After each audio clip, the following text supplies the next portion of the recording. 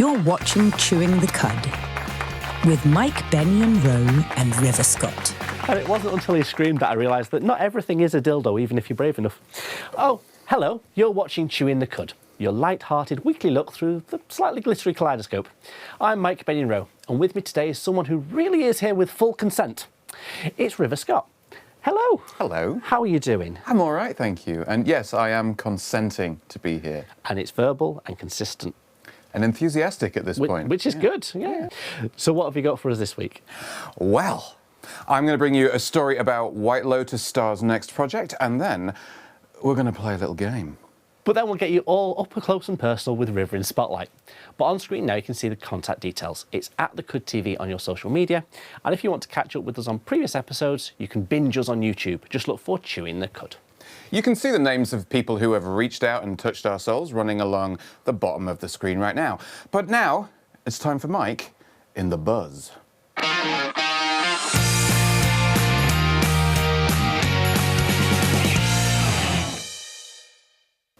Have you been keeping safe in the recent inclement weather? Yes, I stayed indoors. That's always a good plan. That's pretty much it. Just didn't get out of bed unless I absolutely had to. Okay. The best way, I think. That's the best way of getting through life. Yeah. Storm Ewan that's been blowing. Sounds sexy when you say it like that. Does sound, it's not though. It's not though, is it? It's not the right kind of blowing. It's just damp and cold. Reminds me of my ex. Yeah, I was going to say, we've dated the same person, obviously. Well, it's been leaving people baffled as a mysterious white dust has appeared after it's been. Gosh, how exciting. Exactly. So as it's been blowing up and down the country, a white dust has appeared and people have been trying to work out what it is. So there's a white dust. So there's white dust and blow up and down the country, you say? Yes. Yeah. So what do you think it could be? You put me on the spot there. There's only one answer, and it's not one I want to give on national television. I'm sure powdered semen is fine. Well, maybe has there been an explosion in a powdered milk factory? Could it be a big cloud of kind of SMA just drifting up and down, like formula up and down the country? We're all going to get slightly more calcium than usual. That'd be quite nice. Yeah, I suppose so. Well, there's some people risking it, shall we say. And so some people pop the finger through. Right. Give it a little bit of a lick. See if you get a tingle. Exactly. Yeah. Rubbing it on the gums. Turns out it was sea salt. Right. So it'd been basically whipping up the sea, and as the water evaporated, it took salt with it, and it just deposited on people's cars. So a salty drift. A salty drift. A nationwide salty drift. Salty drift. Well, I suppose if nothing else, at least British food would taste a bit nicer for a little while because it'll have some flavour to it. We're famous for bland food, aren't we? But then also the problem with that is that people like myself who are on low-sodium diets, that could kill me. Oh, that's true. Another reason to stay in bed. Exactly. Yeah, indeed. Stay in bed. Why bother going outside? Why would you risk it? Avoid all white powders. Stay in bed. Exactly. Wait for it to blow over. Lick them as people were trying it. Yeah. I suppose that's the scientific method, isn't it? Like, exactly. All right, yeah. It's better than racking up a line of it, I suppose. I mean, can you snort salt? Ooh, probably not. You can snort anything, but once. Whether it's a good idea. Rat poison you can snort, just don't. It's not for me. Not for me. No, me neither. But moving on. The Olympics. Oh, yes. All that time ago. Are we going to talk about that high jumper again? Oh, no, we've already talked about it. No. I've got that on slow motion on it's my screensaver. It's fantastic. When people ring me now, it pops up on the screen. I'm very sore. I just keep looking at it. But anyway. So is he, apparently. I mean, I did feel bad for the guy that won the gold medal because I'm like, oh. No one's going to remember you. Yeah. Well done on your gold medal and your tiny, tiny penis. Or at least not erect, I think is the thing. There is a bit of a trend, actually. This isn't what we're going to talk about, but I'm happy to talk about it. There's a little bit of a trend of ex-Olympic athletes or people who are coming to the end of their Olympic career, who are these fantastic athletes who've been training their entire lives, and the end of their Olympic career tends to be like mid to late 20s, who are then going, I could just do OnlyFans and make a lot of money, which is fantastic because I want to see all these ridiculously fit, buff, pert and firm people banging each other senseless. Like I feel like if OnlyFans or Pornhub or someone sponsored the Olympic Village, It might happen and next just time. put cameras in all the rooms, because apparently it is a massive bang fest. Yeah, 'cause- they could make a ton of money off. Because in that. France, they famously put cardboard beds out to stop people shagging. I mean, And it didn't. that doesn't seem like a very French approach. Because I mean, I've known many Frenchmen, and not many of them needed a bed. Like they are just something to hang on to. Usually, is enough. Good Lord. Who said romance is dead? But yeah, a story about the Olympic medals, specifically the gold ones. As to put it bluntly, they're falling to bits. Yeah. Yeah. Standards are slipping. Very, very slippy. So LVMH, who are the designer, have gone, nothing to do with us, we designed it, right? It's actually the Parisian Mint, okay? Which sounds like something you'd pop after a Gauloise and a coffee and an espresso, but not that. Not that one, no, no. Okay. The people that make the coins for the money and the spending. Oh, right, Mint, yes. yeah. Oh, they still use coins. How retro. They print papers, what's it? Notes. Paper notes. Paper notes. It's like turning to be grand here. But they've returned them all because the EU banned a chemical. Right. Right, They that do use that. to basically stop cancer, which meant that the varnish on the medals wasn't very protective. How much cancer can you get from an Olympic gold medal? Well, people tend to bite it, don't they? Oh, I see. Yeah. So it's that whole biting. And it's you have to do it a lot, don't you? Anytime someone takes a picture, anytime you do an interview. Yeah, Exactly. and if each time you... And they just say, like, it's not chocolate, don't bother. You're not going to get any chocolate out of it. Why do they... Oh, it's because it's to test the purity, isn't it? Because gold's quite soft. So you should be able to leave teeth prints in pure gold. But then... But they're not pure gold. And also, even if it was pure gold and someone said, oh, bite it so we can check, I'm like, no, you saw me win. I'm keeping it looking nice. Why do I want to put my teeth marks into something that is amazing? You don't go chewing a trophy. Well, you say, why would you put teeth marks in something amazing? I mean... We all know the answer to that one. We're all back to that pole jumper again. We are indeed, yeah. And if you've got something you want to bite into, why not share that with us? We are at the Cud TV on social media. And that brings us nicely to our story of the week. Have you ever been on a cruise? Not cruising, a cruise. No, I like to be able to leave a party, and I know you get your own room, so it's not like you have to like be in a big dormitory. Although that does sound fun. But, That's a gay cruise. Yeah, but I like to be able to go away and recharge my batteries and come back again. And I feel like on a cruise you're stuck with them, and that's a recipe for squirty murder. Squirty murder? Yeah, the really fun kind. Oh, yeah. How's a squirty murder? Anyway, it's like a cocktail. What you have? Oh, I'll have a sex on the beach and a squirty murder. That sounds like one of those mystery series. Yeah. Anyway. So I don't want to go on a cruise because a bit like being trapped in the same place, but I like to go out and explore and do things. And so just being on a boat. I mean, you could explore other people's cabins and do things, but it's chafing after a while. Exactly. It's, it's the motion of the ocean might put you off. Also, I don't know if I get seasick, and I feel like spending thousands of pounds on a 2-week chance to find out. It's not the best use of money. You need to get a ferry over to France first to see if you get seasick on an hour ferry. Oh. But yeah. Anyway, there's been a TikTok viral video about when they have an ice cream party on a cruise ship. Is that a euphemism? No. It's an actual part. They go, lots of ice cream, free ice cream, have lots of ice cream. So is that then just lots of TikTok influencers sitting there having really horrible headaches for a few minutes? Yes. Excellent. I like that. More TikTok influencers should be in pain. Exactly. That is, yeah. But the reason they've come out in TikTok, and the reason why is because if there's a death on board, they need to put the body somewhere cold, and so they put it in the ice cream freezer. Do they not, I mean, those ships are massive. Do they not have like a dead body morgue. cupboard? They have a morgue, thank you. yes. That's A dead body cupboard. That's the technical term, yeah. Yeah, so captains on cruise ships have come out and gone, that's bullshit. If we're having an ice cream party, it's because we've planned an ice cream party. Yeah, right? and also you would need to have a lot of ice cream to do that. Exactly. Yeah. Did she die? No, she's one of the influencers that is spreading this myth. Oh, yeah. Tedious. So yeah, basically they're having an ice cream party because they're throwing an ice cream party. If someone dies, they'll put them in the morgue, right, which is at the bottom of the boat. Out the way. Nice and cold. Yeah. So, keep them fresh. Yeah. Like the salad drawer. Yeah. I remember there was that story about if you die on a plane, they put you in first class and put a sleep mask on you and just leave you there till you get through the Shit way end. to get an upgrade, isn't it? Yeah. It's like going, I need to be upgraded. Why? I'm about to die. Yeah, I'm having a heart attack. Could you move me to first class and just pop a sleep mask on me? Gin and tonic in one hand. I might try that. Yeah. I'm going away in a bit. It's like, can I be upgraded? I've got a dodgy tick. I might need to die. I mean, they'll take one look at you and go, oh shit, yeah, come on. They'll make sure I'm not. It's like, are you sure it's not already happened? Is it contagious? Because the rich people don't want it. Yeah, right. Don't be mean. But that's all from the buzz this week. Thanks, Mike. Always good to know that if I'm feeling seasick, I can indulge in a ridiculous amount of dairy products that can only possibly make things better, really. I shit you not. You're welcome, River. Stick right there, because coming up after this short break, we're going to get all up to date with celebrity news in the showbiz.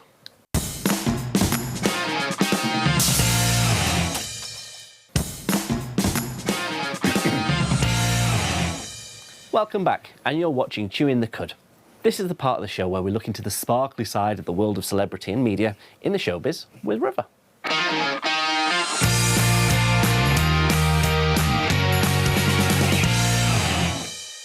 Leo Woodall Okay. of White Lotus fame. Yeah. Anyway, he's in a new show. It's called Prime Focus, and it's about a Cambridge student, postgraduate, clever person doing lots of maths and stuff. And he's a big woof. He's playing a big woof called Edward Brooke. Okay. That's him. Quite pretty. You wouldn't kick him out of bed for doing calculus, would you? Well, it depends what calculus is, really, isn't it? Well, yeah, I mean, he could quadratic my equations, and that's the only maths reference I can make, so...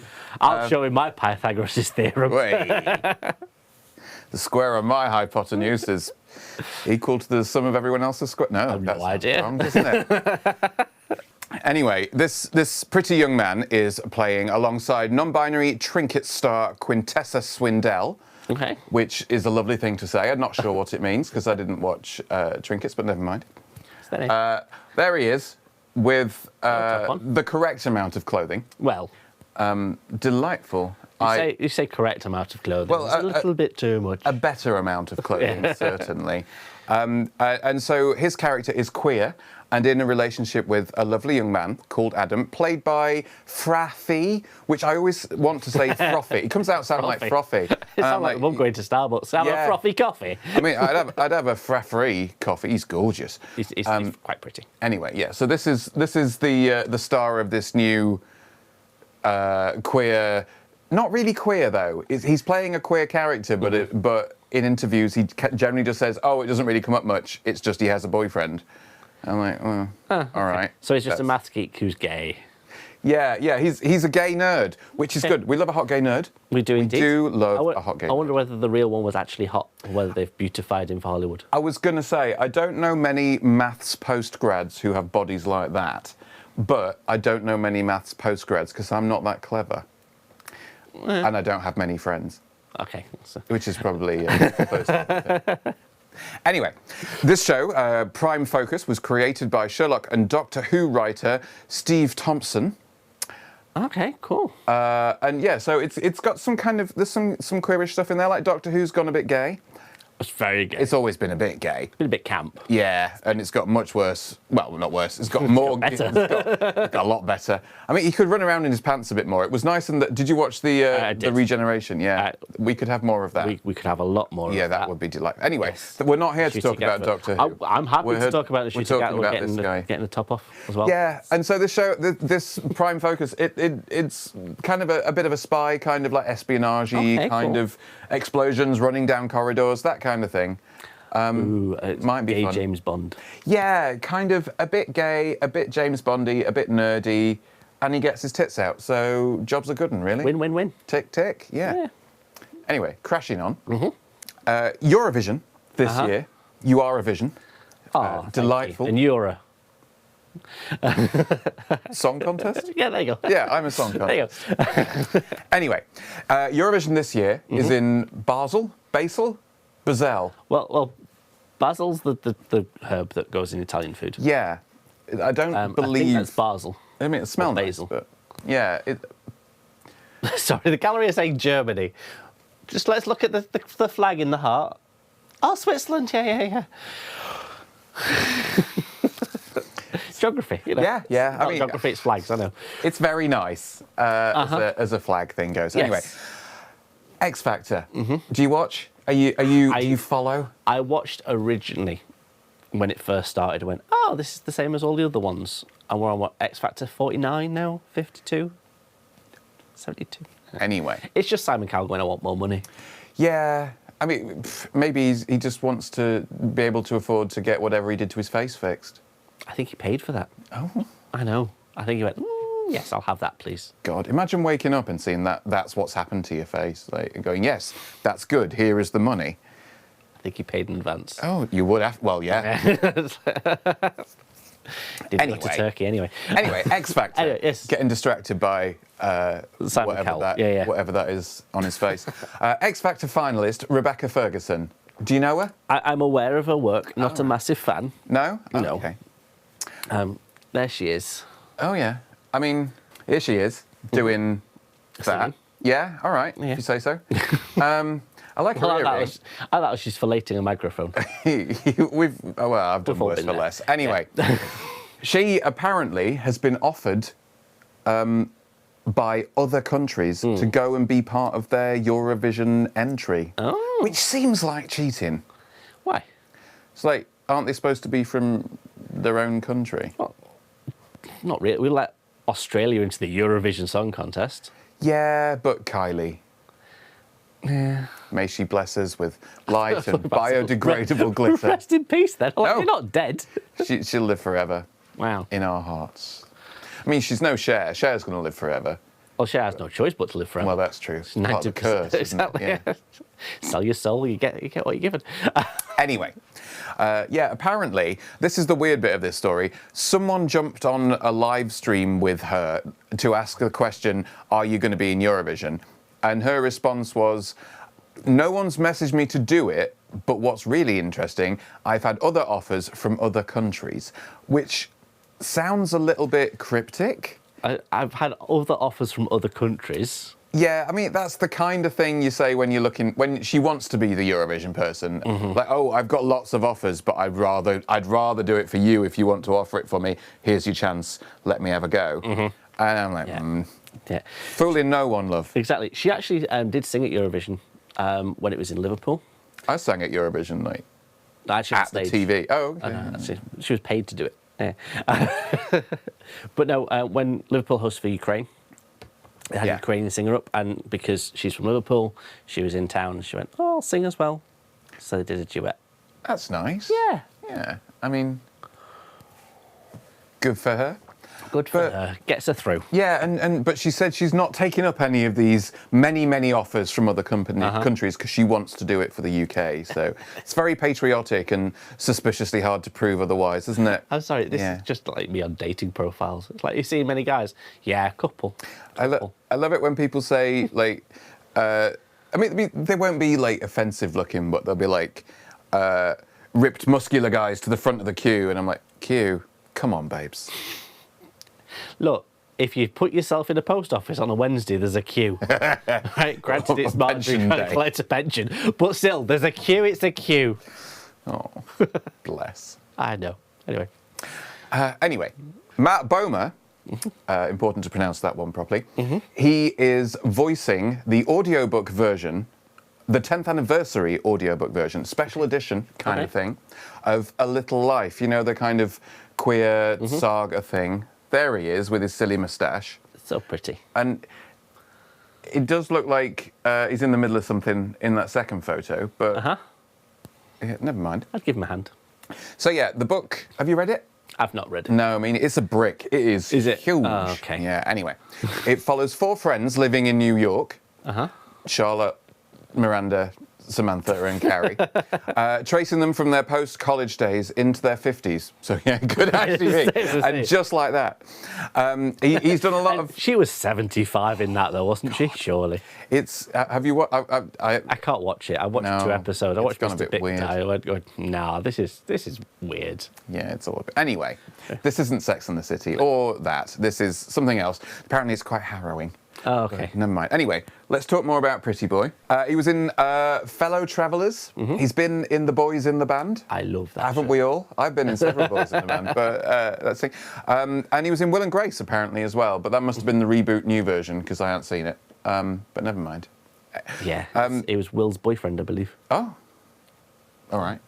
Why not? Why not? Yeah. Yeah, sure.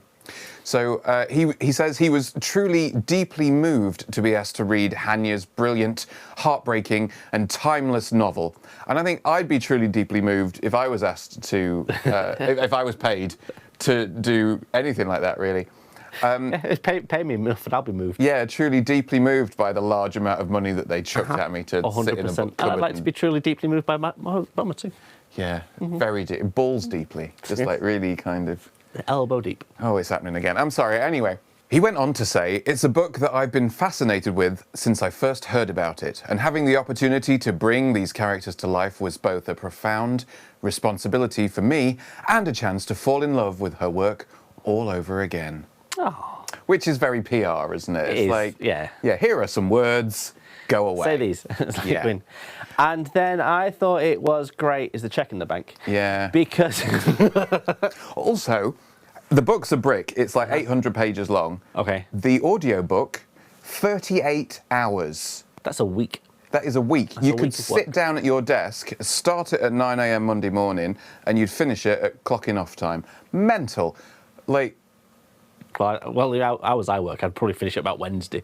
But I'd never finish it. 'Cause I get bored. I think I get bored of having one voice in my ear for 38 hours as well. yeah, I think that'd kill me too. Yeah, but I don't read. When they do like an Instagram Reels version, I'll put it on double speed on YouTube or something. But even then, that's fun with audiobooks. Yeah, Have you yeah. done that? Yeah, it's like the chipmunks are reading to you. Love it. Anyway, he's pretty, but you only get to hear his voice. You don't get to see anything else. So bit of a shame. I have my mind. Wasted opportunity, really. Anyway, that's all from the showbiz this week. Thanks for that, River. Always nice to know that I'm not the only person that has a slight fantasy about Matt Bummer. You are welcome. But don't go anywhere, as coming up, we're going to have a game for you to play along with in our Game of the Week.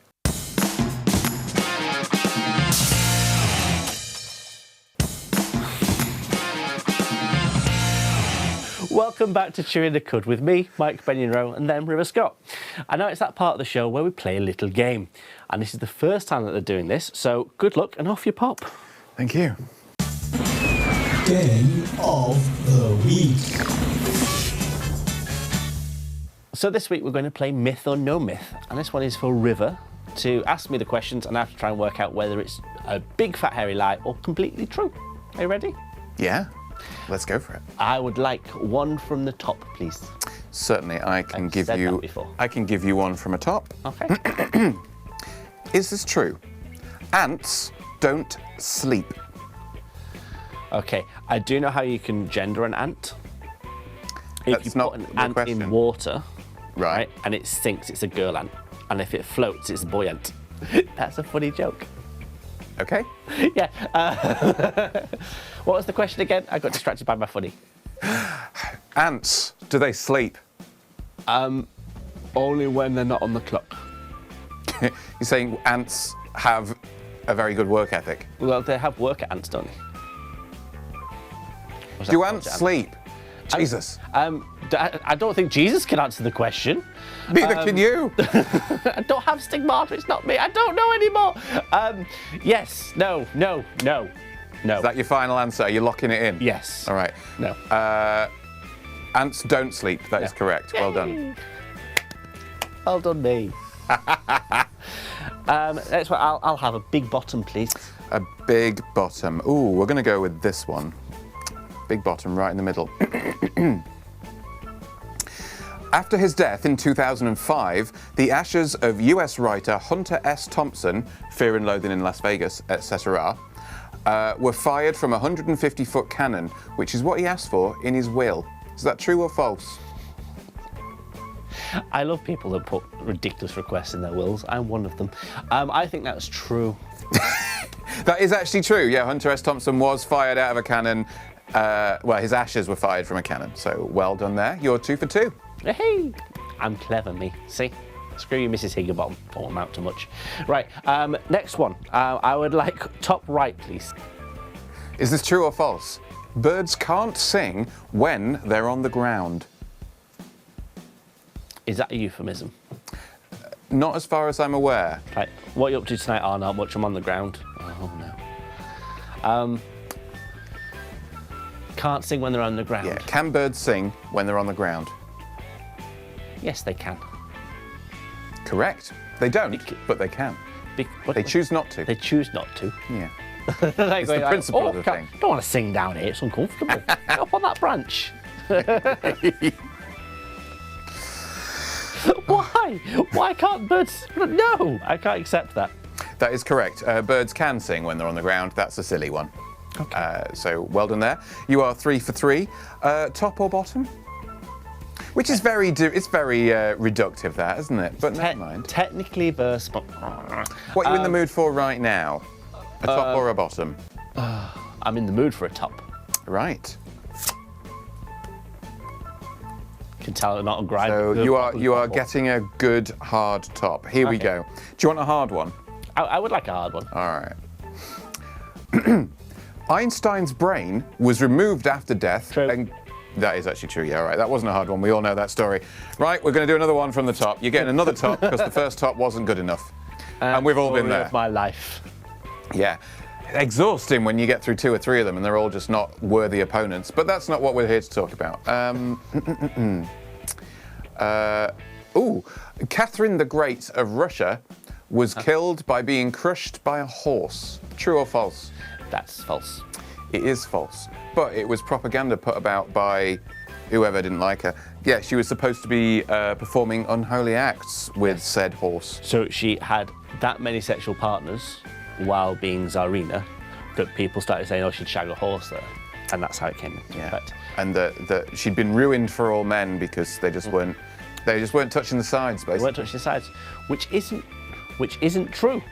Which is not true, but it does make me think I need to call him. But that's another story, you know. And then share his number with me. Yeah. Can I have... Not just his number. I mean, there's room for both of us, I'm sure. Okay, that's fair enough. Can I have middle bottom, please? You can have middle bottom. Giant clams have been known to trap divers and drown them. Whether you can drown someone with your clam. Yeah. Can you drown someone with a giant clam? Well, from experience, I wouldn't know. I would say that a giant clam wouldn't trap a diver. If you think like pearl divers, when they like swim down to grab their pearls, could you have a clam going, oh yeah, come get it, come look at the size of my pearl, come grab my pearl, and then grab hold of their arm? Because you wouldn't need to hang on to them for very long to drown them because they're quite low down. Very deep. But also, they're a clam, so you could just swim up with it attached to your arm. They're quite heavy, I think, the giant ones. Depends how giant a giant clam is, I suppose. I mean, I'm not thinking like it's going to be this sort of size. Well, there was that one with the woman standing in it. That was a painting. Yeah, it's only because they didn't have photographs back then. They had to paint it. Doesn't necessarily mean it's true if it's a painting. What, a giant... Sorry, no, you can't... I can't have that conversation on there. All right, because no one can hear what I'm saying. All right, so you're saying no then? I'm saying no, they can't trap a person till they drown. That is correct. Well done. You're doing very well on this. I am. You're 5 for 5 right now. I know. Can we send this to Mrs. Higginbottom, please? Well, I can't. Yeah. Do you want to do another one, or have you had enough? No, I need to do another one. All right. Not want to, need to. Do you want another top or another bottom? I will let you decide. Ooh. Much like in any other situation, I'm just happy to be involved. So I'm going to go... I'm going to give you a mid-top, I think. Okay. Sorry. In 1985, a woman in Ohio was killed on the way to her 100th birthday party as she was run over by the van delivering her cake. Run over by the van delivering the cake to her birthday party that she was on the way to. It was her 100th birthday party. So, if she's 100, we're assuming that she's not very mobile. I mean, some people stay quite active into their twilight years. Yeah, but I'm thinking now, if I was in front of a speeding van as a youngster, I could move out quite quickly. Now I'd go, I'll let it hit me. That's true. So, yeah, would she be able to move out the way fast enough? And it wouldn't need to hit her hard because she's old and frail. exactly, get blown down by a stiff breeze. I'd say not true. Correct. That is not true, although it is quite funny, so part of me wishes it was. But that seems like a horrible thing to wish, so never mind. Well, wish for worst. Let's give you another bottom. Let's keep this equal. Ooh. Until 1972, only people who owned property were eligible to sit on a jury in a British court. True or false? 1972. 1972 was the year that I just said, yes. I'm not saying if that's the right year, I'm saying that is the year that's on the card. False. It is true. Ha ha! All right. Hooray! I just wanted to catch you out on one of them. Yeah, that was. I mean, I'm all for that. All right, next one. There are more London streets named after Queen Victoria than any other person. I don't think that's true. It is, in fact, true. Okay. It's like, can't think of many London streets that I know, to be fair, so it's a complete guess. I have a story about street names and Victorianism. There's a street in the Theatreland district of London, Shaftesbury Avenue kind of way. There's a very small kind of alleyway street called Grape Street. Which is what it says on the nice little sign at the top of the street. That is what the Victorians called it when they started writing these things down and making maps. Originally, it was very well known for where certain ladies of the night would ply their wares and was known as Grope Street. But the Victorians decided that they couldn't write that down anywhere, so they changed it to the much more acceptable Grape Street. Let's get the last one now, then. All right, one more. The black box recorder in an aircraft. It's orange. It is orange, true. All right, I didn't even finish the question on that one. I geeked. Well done. So that you got 7 out of 8 or 8 out of 9? Oh no, I stopped counting. But you did really, really well. So well done there. Thank you. That was probably about what, 80% correct? That's not bad at all. Well done. It's better than I normally perform, to be fair. So that's always good. But coming up after this short break, we're going to get all interpersonal with River in Spotlight.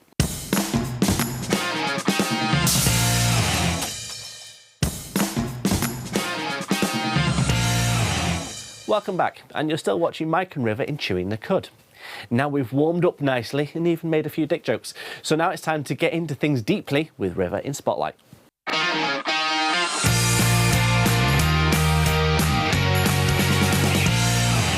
So you've been here for a little while now. Yes. We've got to know you a little bit. But who is River? Who are they? River is me. I are River. I are River. I are River. Hello. So yeah, so you're not just a person that comes on TV?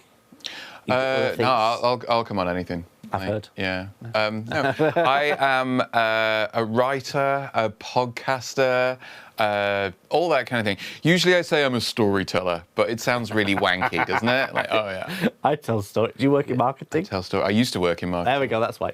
It made me want to kill everyone and myself, in that order. So podcasts, there's a lot of people that do podcasts. They do, don't they? It's quite frustrating, actually, that lots of other people do podcasts, because I'd rather everyone didn't, and then they'd all listen to mine. That'd be lovely. Do you just host podcasts?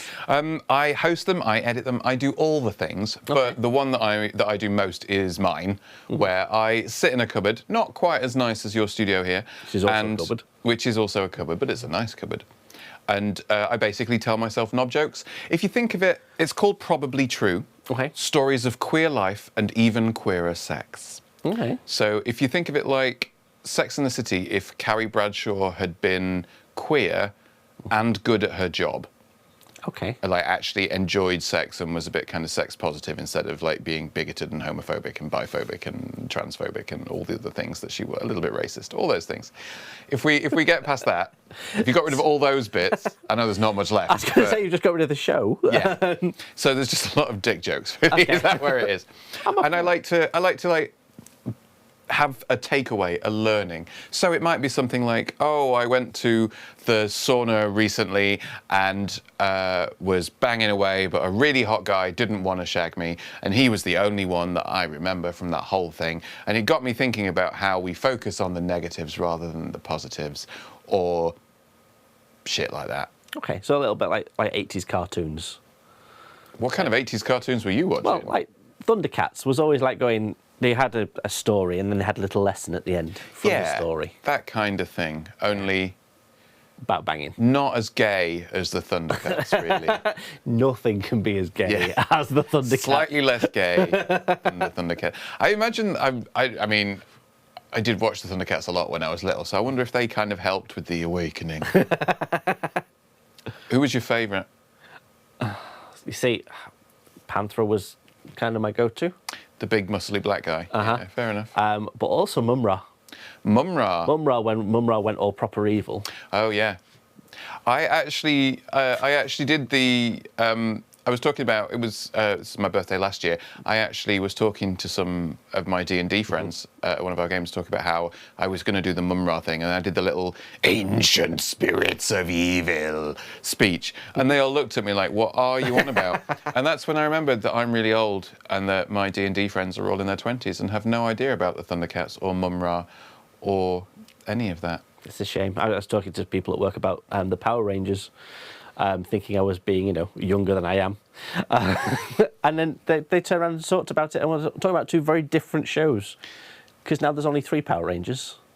Well, and in this economy. It's just all confusing. Anyway, it's like Power Rangers Ninja Force. Wow. What? No. Like, where's the floaty head in a jar? Anyway, and the camp robot. And aye. Yeah, exactly. That's what you need. Nice. But yes, back to you. Yes, back to me. Back to you. Stop pulling focus. How dare you? I know. I got distracted by my youth. Sorry. Carry on. And so your podcast very much teach them as they enjoy, sort of thing. Yeah, it's more about a lot of it is kind of me being the person that I wish I'd had around to kind of teach me these things about queer culture and all that kind of so wank. When I first started coming out onto the scene, I had an elder gay called Alan, who was in his 60s and would teach you about douching. And this is pre-Google, obviously. So that's kind of idea that you... Yeah, that sort of thing. There's an episode on douching, yeah. I have to remind people that bum holes aren't just for sex. Sometimes they're for poo as well. And it's important, unless very clearly stated, not to get those two things overlapping. Some people are into that kind of thing, but I pity their bed sheets, basically. Oh. It's a lot of work to clean that up. I wouldn't know.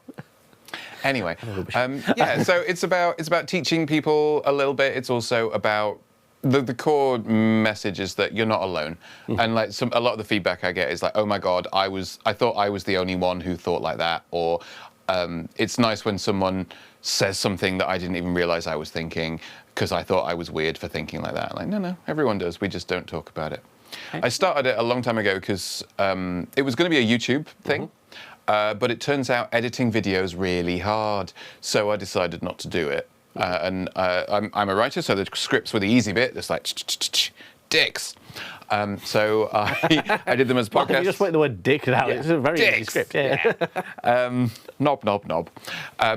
So I did them as podcasts and kind of got it out there because I was really bored by all of the queer content that was out there because none of it represented me. It was all very kind of sterile and homogenized. And very kind of like gays are lovable and fluffy and we deserve just the same amount as everyone else. We're great, aren't we great? And all that kind of thing. And I was just like, it's like, yes, we are, but let's talk about fisting. Yeah, let's. Yes, we are all great, and sometimes we like to go and make friends in a park or in the sauna or in the showers at the gym, and they don't talk about that on the fluffy, wholesome podcast or YouTube channels because they want all their advertisers to hang around. So I decided that I wanted to do something that wouldn't make any money but would take over my life. So here I am. I know that feeling. You're watching it, you lucky shit. It's delightful, isn't it? Yeah. Okay, cool. So we have the jar of joy. Yes. Okay. Which is just it's a choice. I choose joy. So jar of joy. Just a bunch of questions. Okay. Okay. This is called lazy presenting. Am I under oath? You're not under oath. You can lie if you wish to, okay. but we'll know. Would you rather? Yes. Have one nipple or two belly buttons?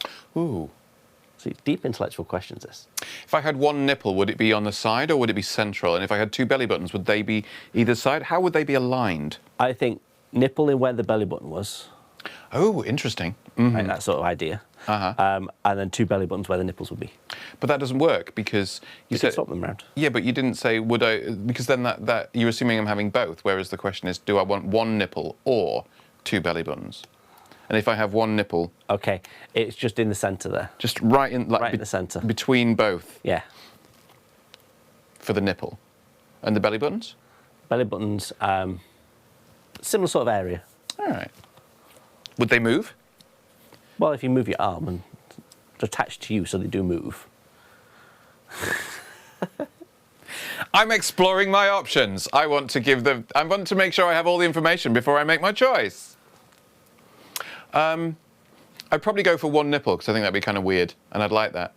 And also, like, my nipples don't do anything for me, so it'll be fun, like watching people go up here and then like having to feel around for them and just say, ha ha ha, fooled you. I'd like that. I would say two belly buttons, just a lot of fluff, a lot of maintenance. A lot of, yeah. But then extra place for the jizz to collect, so that's nice.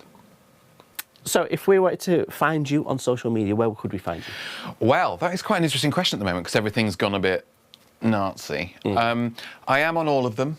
Okay. But I'm trying to move away from the slightly worse ones. But yeah, if you search River Scott, you'll probably find me. I'm River Does Things on Instagram. In fact, I've got two profiles on most of them, like River Scott on Blue Sky and no, just on Blue Sky now. River Does Things on Instagram. Those are my classy ones. Okay. And then there's also the tits out, jiggling around. Spicy ones. Spicy ones, yeah. Come give me money to look at my my Grindr profile pictures accounts. And it's exactly as sexy as that was right then. Okay. I don't want to oversell it, but that's about it, really. Okay, and is that on the fans that are only there, kind of? There are some OnlyFans, yes. Yeah, which doesn't really. I've only got like 3 followers, and I'm fairly certain one of them is my mum. She's very supportive. Supportive, but it does put you off your stride when, like, the top comment on the live cam is like, your dinner's on the table. But or the following line going, oh, you used to do that as a kid as well. Yeah, or just like your dad. Yeah. But I do like a challenging wank, so why not? Yeah. So all of that is out there if you want to, help me pay some bills. Why not? The podcast is on all of the podcasty places. There's even a YouTube version now, but it's not very good because it's just me talking to a camera. And like I say, video editing is hard. And whoever does this does a much better job than I do of mine. So, We pay them well. We don't pay. We've got them tied up in the jumpsuit. They've got no choice. I thought he looked a bit gimpy when I met him earlier, bless him. Yeah. So we would love to have you come on again. Would you be up for that?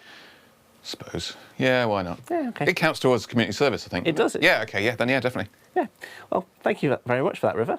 So that's almost the end of the show for now, but on your screen you can see our contact details. It's at The Cud TV on your social medias. And if you want to catch up on previous episodes, then you can always find us on the YouTubes. Just look for Chewing the Cud. Thank you for watching, and we'll see you all soon. Bye. Okay, you're okay. It's okay. Right, cool.